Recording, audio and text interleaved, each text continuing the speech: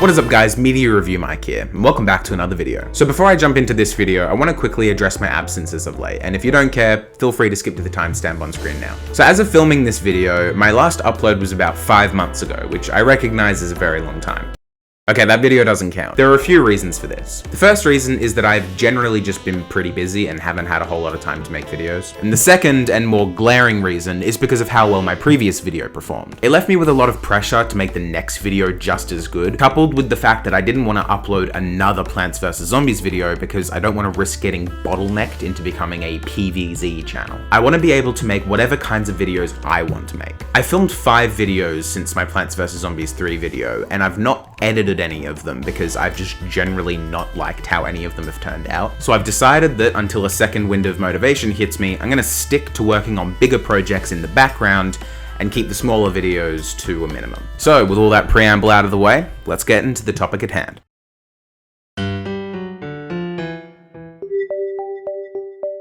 Plants vs Zombies 2 is probably the most controversial game in the Plants vs Zombies series. It's extremely popular, but has many vocal detractors, and for a very long time, I was one of them. However, something I've noticed recently is that it's becoming more and more popular for people to praise the game, which is something that no one would even dream of doing 5 years ago. Has the internet's hatred for this game finally just subsided? Has the fact that the game is nearly 10 years old created a previously unfelt nostalgia within people? Or has the game simply improved to a significant enough degree for people to be able to give it a pass? While I believe that all of these are very relevant factors, I think that there's something that people are forgetting about as it pertains to discussion of this game in particular. As previously stated, this game is quite the touchy subject on the playground for its millions of 10-year-old fans and 12-year-old haters. So allow me, a slightly autistic, fully formed teenager, to throw my proverbial juice box into the ring. And I will say folks, I am gonna have to pull rank on this one and remind all of you that I've been playing Plants vs Zombies for well over a decade, and I can distinctly remember when Plants vs Zombies 2 pre-released in Australia and New Zealand before anywhere else in the world.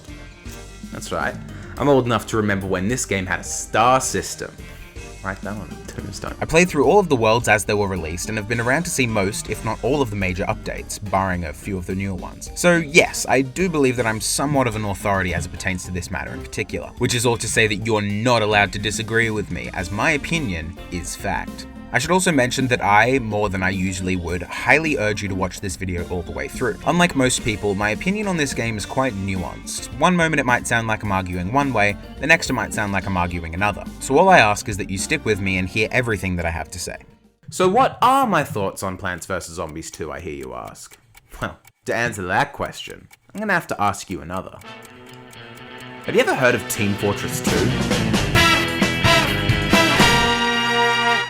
I promise this is relevant, just stick with me here. The Valve effect is a term that I coined about 13 seconds ago that describes a piece of media that becomes so neglected and mistreated that any hint at some sort of attention will be praised unendingly, regardless of the actual quality. The term refers to the company Valve, a once great game development company turned great game distribution company turned confused software development company. Hell no, man. What the that for the past 5 to 10 years or so has completely neglected the IPs that made them popular in the first place. This can be most obviously seen with the Half-Life franchise, a series I only very recently dipped my toes into, but that also extends to the Team Fortress, Left 4 Dead, and Portal franchises. The example I'm going to be using from this list is the game that I'm most familiar with, which is Team Fortress 2. The last major content update for TF2 was in 2017 with the Jungle Inferno update. Since then, the game has been on life support, being fed through a drip tube with community-made cosmetics and third-party servers to compensate for the fact that the casual servers were completely molested by bots, rendering the game unplayable through the official Valve servers. I'm the only living person here! I'm gonna turn around the corner. Bad idea. Bad idea. Why would you do that? No! It got so bad that even the tiniest bandages over this gaping axe wound of a problem were praised endlessly by the community, as if neutering free-to-play casuals from interacting with the game was by any means a solution. It is interesting though, as this same trend can be seen with a significant amount of both gaming and non-gaming franchises. Angry Birds has had the exact same treatment. Complete dumpster fire game releases for years until Rovio puts out a semi-functional re-release of the original game, essentially holding its dwindling fanbase hostage by saying, buy this game or we'll continue to desecrate our most popular franchise. For a broader example, this trend can also be seen with Marvel. After 2 years of nothing but schlock, Marvel finally promised that their franchise has some sort of direction in mind, All you have to do is watch 20 Disney Plus series and 50 new movies to get what's going on. And fans act like this is somehow good news. Or maybe we should look over the fence at Star Wars. The sequel trilogy was so bad that whenever Dave Filoni, the so-called messiah of Star Wars, does anything, it's considered a giant win over those corporate pigs over at Disney, even though the quality of output is still subpar. Or look at my personal favourite media franchise, Doctor Who. The quality of content since 2018 has been so poor that no matter how good or bad the new showrunner is, people will still gobble it up. The reason I mention all of this is because the exact same trend of thing is good, thing becomes bad, thing improves minorly and everyone acts like it's perfect again completely applies with Plants vs. Zombies. See, there's a reason I told you to keep watching. You thought I'd lost track of the original point, but I brought it full circle. Trust the plan, ladies and gentlemen. Plants vs. Zombies hasn't had a good entry since 2016. PvZ Heroes is so much its own thing that I'm not really taking it into account in this discussion, but I think most people can agree that Plants vs. Zombies Garden Warfare 2 was the last inarguably solid game in the franchise. Sure, it was a AAA game stuffed with microtransactions, but until the end, it did a good job of avoiding the pay-to-win trap, and to be honest, the microtransactions thing is less of a Garden Warfare 2 problem and more of a gaming industry at large problem. All of this just works. I was ridiculously excited for Battle for Neighborville, but it managed to be worse than Garden Warfare in every single way imaginable. However, I'll probably end up devoting Battle for Neighborville its own video, so stay tuned for that. Then Plants vs. Zombies 3 was announced to be a skinwalker disguised as a crappy mobile game, and then PvZ Match was the final nail in the coffin for this once great franchise. You guys already know my thoughts on Plants vs. Zombies 3, and if you don't, go watch my previous video. So now, dearest viewer, I ask you, is it at all surprising that after this franchise has spent the last 6 years being diddled by PopCap, people are warming up to the game that started this decline in the first place? After all, PvZ 2 holds up pretty well. It still receives frequent content updates years after it's released, and has an extremely loyal player base. So where is all this mean old criticism coming from? Here comes the money. Money, money, money, money. PvZ 2 has, as far as I can tell, around 5 major criticisms that are most commonly levied against it. Those being as follow. It's pay to win, there are too many ads, there's unbalanced difficulty, excessive paywalled content, and EA is literally Satan incarnate. Now, on the surface, all of these seem like very reasonable criticisms, so let's go through them one by one and discuss them properly. The first argument is the pay to win, and I'm honestly on the fence about this one. I personally have spent money on Plants vs. Zombies 2 exclusively with iTunes gift vouchers that I would otherwise have no use for, and they definitely make the game easier. Wolfie Plays recently did a playthrough of the game where he managed to complete adventure mode while avoiding using premium plants and without using power-ups, which kind of renders this argument mute in a way. It obviously can be beaten without paying money, but it is exceedingly difficult, and the game tries very hard to strong-arm you into taking Mummy's credit card. I suppose, gun to my head, I'd say the game isn't quote-unquote pay to win, at least in the adventure mode. In the battles mode, definitely pay to win. Some of the premium plants are completely broken, and plants like Goldbloom, Imitator, and Grapeshot are borderline requirements to get anywhere in battles mode. Unless you've grinded endlessly to level up your free plants, you'll stand zero chance. The second criticism is the ads, which I agree with at a surface level, but guys, it's a free mobile app, of course it has ads. Arguing against the ads is missing the point. The criticism should be directed at the fact that it's a mobile game in the first place, not that it has ads in it. Saying the problem is with the ads only points out a symptom of the problem, but doesn't diagnose the problem at large. The third argument is the unbalanced difficulty, which, again, I both agree and disagree with. The first Plants vs. Zombies game is piss easy, and every level from each environment feels exactly the same, barring the 5th and 10th levels of each location. PvZ 2 does a better job at mixing up the gameplay, although it does somewhat lose some of the charm of picking your plants and fighting the undead when what feels like half of the levels pick the plants for you. However, as it pertains to the difficulty, the first game is very consistent. PvZ 2's difficulty curve looks like it was drawn by a toddler with a crayon and early onset Parkinson's. I know for a fact that that's true, because all I have to do is say Big Wave Beach level 16 and 90% of you will be immediately inundated with violent PTSD flashbacks of crying, raging, and enough swearing directed towards one octopus to make a calamari chef with Tourette's blush. Hey, this raw! And Coop has delivered undercooked salmon. The fourth argument is the paywalled content, which I think is inarguably true. The game has gotten slightly better with this in recent years, making certain plants that originally used to cost $8 Australian unlockable through collecting seed packets, but certain plants from the original game are still locked behind a paywall. Oh, you want to use Snowpea or Chomper, two iconic plants from the original game? Well, I hope you're prepared to cough up enough money to buy a, I don't know, Boost Juice, couple of coffees, 8 $1 Slurpee. Point is, the fact that to this day really low tier plants like Chomper and Toadstool cost such an obscene amount of money is insane. And yeah, it's gotten better ever since the Penny's Pursuit update, but the fact that there is still this amount of money gouging from one game is obscene. And until you fork out enough money to get an extra seed slot or more pinata trackers, you'll get an ad every time you interact with any of the menus. And this is due to the fact that it's a free mobile game. I personally have no issue spending money on a free game if I enjoy it, but to obtain all 22 pay-to-obtain plants in this game, you'll be looking at spending $175.78. In US dollars, that's like a lot of money. And all of this isn't taking all of the other pay-to-obtain content like extra seed slots or power slots or pinata trackers and other quality of life additions into account. No one is forcing you to buy these things, but you're heavily encouraged to. Sure, you and I might recognize how much of a scam these are, but is little Timmy with mummy's credit card going to? No, and that's who these premium editions are targeting. Small kids who don't understand money or recognize extortion when they see it. This last argument sort of encompasses all of the previous ones in a way, that being EA's involvement in the game.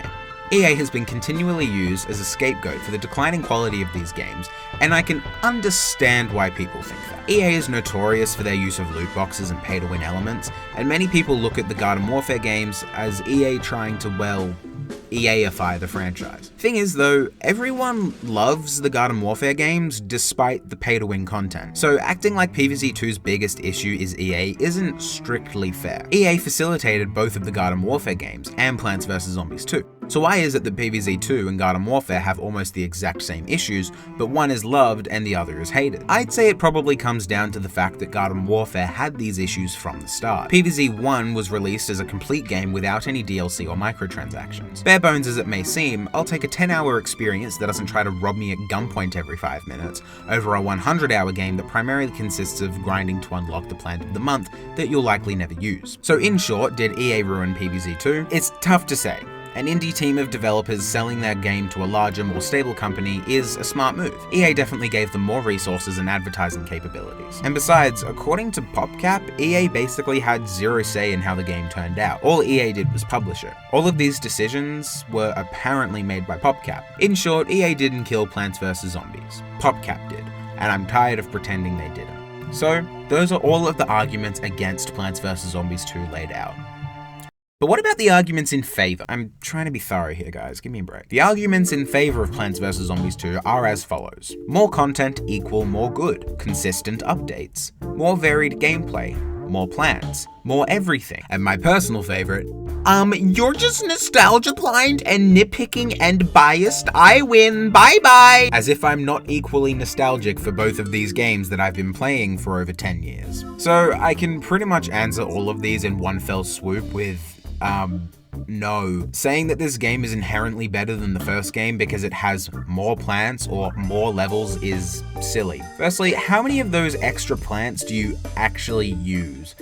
In fact, how many of them do you actually have unlocked? The great thing about the plants from the first game is because it was a limited roster, it meant that every plant served a purpose. And while some were better than others, they mostly all held their own. There aren't many examples of plants that are objectively better than others. Even the plants designed to be straight upgrades like Twin Sunflower and Gold Magnet have their pros and cons. You might not want to use Kernel Pole over a pea shooter due to the lower DPS, but the stun butter might make it worth it to you. Maybe you want to use a potato mine in the setup phase to save on sun cost, or maybe you'd rather spend the extra 25 sun on a squash that can instantly kill a zombie instead of having to charge up. Now let's look at Plants vs Zombies 2. After you've unlocked Primal Potato Mine, name one good reason you should ever need to use the original Potato Mine ever again. The sun output in Plants vs Zombies 2 is significantly more than in 1, as instead of each sun giving you 25 points, it gives you 50, meaning that extra 25 sun cost is insignificant compared to its faster recharge and insane area damage. Same goes for all of the primal plants, as well as Cold Snapdragon, Pomegranate, Bramblebush, Shadow Pea, and basically all of the premium plants in PvZ2. The early game plants don't feel like options with their own pros and cons, they feel like a means to an end. Use these plants for long enough and eventually you'll get to try out the cooler, more powerful powerful plants. Also, this game does this really weird thing where it arbitrarily bans you from using certain plants outside of certain worlds,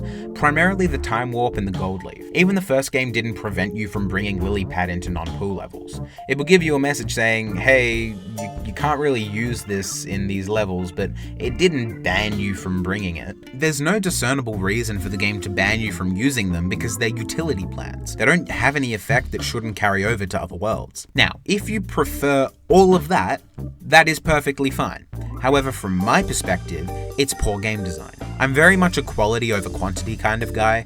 Most of my favorite games are either endless experiences like Minecraft and Geometry Dash, or smaller, more replayable games like Portal 2 and Crash Bandicoot. And I just immediately lost the respect of like 90% of my audience for saying that. And that's just me. I recognize that. And you won't hear me claim that PvZ2's greater amount of content is a bad thing inherently. The problem is that the content served is simply not content that I like. As for the nostalgia point, I agree that a lot of people are nostalgic for the first game, but I don't think that that means that their opinion is invalid, especially seeing as the whole point of a sequel is to expand upon what made the original piece of media great, something Plants vs. Zombies 2 does to a varying degree of quality. Saying you are just nostalgic only works as an argument if someone is saying Plants vs. Zombies 1 is better because it's the original. It can't be used to counter legitimate criticism of PvZ2. So I guess what can be taken away from this is that both sides have dumb arguments that don't get to the root of the issue at hand. So allow me to talk about the real reason PvZ2 is as controversial as it is. Get Wi-Fi anywhere you go! Hold up.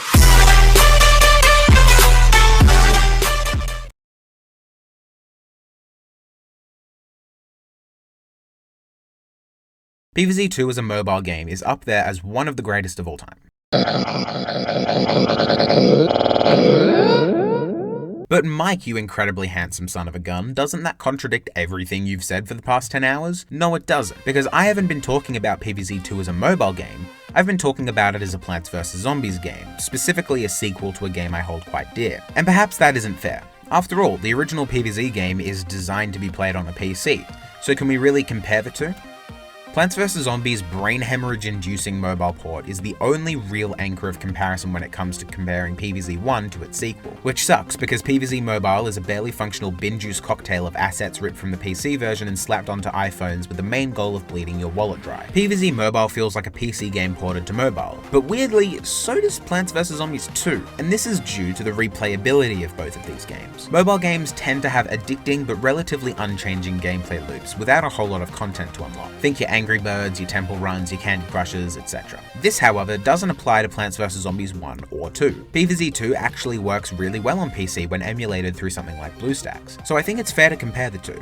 Gameplay-wise, 2 is basically the same as 1, with the additions of extra kinds of levels and challenges. The Zen Garden is present, although I would forgive you for forgetting that it is. Thing is, in PvZ2, they give the Zen Garden a function, i.e. giving you boosts for the plants that you grow. The issue with that is that you can't pick which plants it boosts, rendering it all completely luck-based. And the more plants you unlock, the less likely you are to boost a plant you'll actually want to use. In the original game, the Zen Garden farms you coins and is a nice little side project to try and collect every plant. You know what else PvZ2 neutered? The minigames. Now instead of having 20 odd unique minigames, there's a pool of about 5 that just repeat every world. Hope you like playing the same Don't Let the Zombies Trample the Flowers levels like 3 times per world. Last Stand levels, pre-picked plants levels, mold colony levels. They're all cool the first few times, but they become repetitive very quickly. This could be fixed if they just incorporated more minigames in. Why not bring back Portal Combat? That would be sick. It would also make more sense in this game due to all of the time and space shenanigans that it involves. Phase Breaker is present and is actually a lot better in my opinion this time around. Aside from the power-ups, which kind of defeat the purpose of Phase Breaker, it solves the biggest problem with Phase Breaker in the original game, which is that whether you get a plant or gargantua is completely random. This version tells you which is which, allowing you to strategize more effectively. There's no iZombie this time around, which is a real shame, especially since the Chinese version of PvZ2 does have iZombie levels. Survival Endless makes a comeback, except no it doesn't. In Endless mode, you unlock your plants through picking from a pool of 3 random plants, or you can pay 2,000 coins to reveal a 4th, but I don't think anyone has actually ever done that. Unlike Survival Endless, your setup is wiped clean every level instead of carrying over to the next wave. So instead of seeing how many flags you can survive, it's more like playing the same level with slightly increasing difficulty until a weasel or a chicken manages to sneak past your defenses and gives you a game over. What made Survival Endless so fun to play in my humble opinion was the fact that it revolved around picking a strategy, planning ahead, and then adapting and improvising as it gets more difficult. So in short, yes, PvZ2 has more content, but the content isn't better than the first game for the most part, at least in my opinion. The adventure mode, aspect ratio, performance, it's all better, but the soundtrack, balancing, replayability, bonus content, achievements, and art style are all inferior in my opinion. These levels are shorter, which is both good and bad. It works better with the mobile game form factor, but makes the levels feel like they're over before they can even begin. It isn't as bad as PvZ3 though. You have no place in this story. You come from nothing. You're nothing. However, PvZ2, It's About Time, doesn't feel like a sequel to Plants vs. Zombies Game of the Year edition. It feels like a sequel to Plants vs. Zombies mobile port, just on steroids. I think calling PvZ a mobile game greatly undermines the potential that the first game had. It could have been so much more.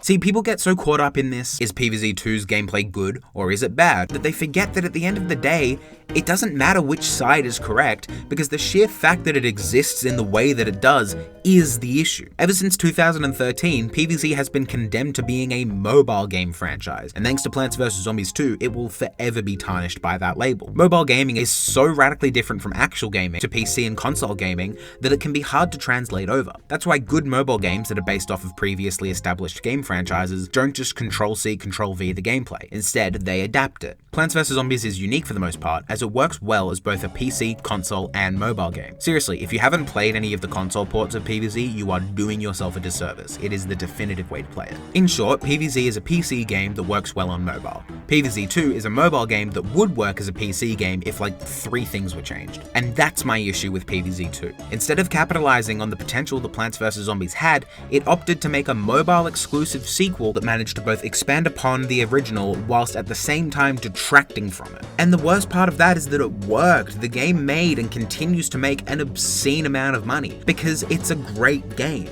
The problem is that it's a bad Plants vs. Zombies game. If I had to compare it to anything, it would be Star Wars Episode 8: The Last Jedi. As a movie, TLJ isn't that bad. Visually, it's the most well-made Star Wars movie, and it has an interesting story to tell. The problem is that it does all of this by defecating on beloved characters and forcing political messages about as subtle as Nikocado Avocado in a high-vis jacket. I would say the ideal sequel to Plants vs. Zombies would be a graphically enhanced, performance-boosted expansion upon the original. I've never loved the time travel aspect of 2, but its inclusion isn't really the hill I want to die on. Plus, it does open the door to a lot of creative ideas. Removing the microtransactions, balancing the plants, and adding more level variation would be ideal. I would very happily spend $40 on the original PvZ with 3 or 4 times the amount of content. That would make for a worthy successor in my opinion. Hell, chuck in local/online multiplayer mode like from the console version, and there's your battles replacement. iZombie? Sure. Last Stand and Survival? Why not? Penny's Pursuit?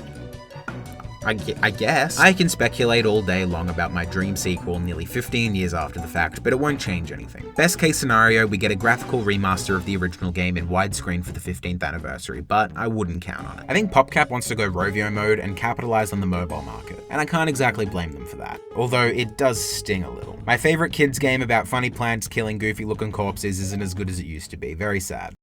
Nope, you are nitpicking and biased. I win, bye-bye. So I was filming these segments of the video. This is after I had scripted everything, and I came across a comment thread in my PvZ3 video that I think really hits home the point I'm trying to make here. So the comment thread was started by this guy. I'm not going to say their names, but you could probably find the thread if you wanted to. First game of a saga. Present. Sequel. Upgrade. Third. Perfect. PvZ1, present. PvZ2, upgrade. PvZ3, no, wait, they're going backwards. WTF? And then someone commented to that saying, calling PvZ2 an upgrade is wrong as hell. And then another guy comes in and he says, PvZ2 has like a bazillion plants. It has HD graphics and fluid animation. PvZ2 has an awesome soundtrack made by Peter McConnell, who also made the Garden Warfare soundtrack. PvZ2 has 291 levels, which is much more than PvZ1. It is an upgrade in every single way. Wow. So I think that very nicely encompasses the dichotomy of the Plants vs. Zombies 2 defender versus the Plants vs. Zombies 2 hater. And it hits home, to me, the lack of nuance that is in these discussions, which is why I have to come along and say, actually, Here's my objectively correct opinion. Now back to your regularly scheduled voiceover work. PvZ2 used to be better, and it disturbs me greatly to say that. I'd argue that the quality of updates has been declining ever since the introduction of the empowerments and battles mode. The mints were the first of the cracked plants that basically just hand you victory on a silver platter. It's another example of this quantity over quality mindset I was talking about earlier, and this isn't even to mention the leveling up system, which is just mind-bogglingly terrible. What PvZ2 is actually missing is stuff to do. Unless you like grinding in battles mode, which I don't, there's nothing to do aside from plant quests and daily pinata parties. I would take less frequent updates that add more levels and fewer plants over a new plant every month that you need to play the same level a minimum of 50 times to unlock. Well, I mean, 50 times was how long it took when I first scripted this video, now it's even longer. Battles mode is just the worst. Gatling P was the last time I was actually excited for a new plant, and that's only because it's from the original game. I'm honestly surprised that PopCap hasn't added more PvZ plants into 2. It can't not be a good idea. But really, who was excited for the Levitator, or the Tomb Tangler, or the Meteor Flower? They'll be unlocked, used once, and then dropped forever. Some good updates could honestly save PvZ2. It's not like the things I've suggested can't be implemented. PvZ2 China Edition has pool levels, roof levels, most of the PvZ1 plants, iZombie, and all that jazz. It's to a point where if you can get it to work for you, PvZ2 China Edition is the optimal way to play it. Sure, it's even more grindy than the international version, but at least it has more worlds added to it, and content update drops not at a rate substantially slower than the international version. So at the end of the day, what is the correct take on Plants vs. Zombies 2? Plants vs. Zombies 2 is a decent follow-up that wasted a lot of its potential by restricting itself to the confines of a mobile game. It improves on a lot, but also abandons a lot of beloved content from its predecessor. In short, give us a localized version of PvZ2 China and I'll stop bitching. Sometimes my genius is... it's almost frightening. If you like Plants vs. Zombies 2, that is great. If you don't like Plants vs. Zombies 2, that is great. I want everyone to know that getting mad at the other side is stupid. If you're sick of hearing the EA bad argument, think about how sick of hearing you complain about it we are. The game exists and probably won't be changed. So, as I've said in the previous video, just look forward to the fan-made PvZ2 PC port and PvZ Universe when that releases in a couple of decades. Well, ladies and gentlemen, I hope you enjoyed this video. If you did, please be sure to leave a like, and as always, this is Media Review Mike, signing out.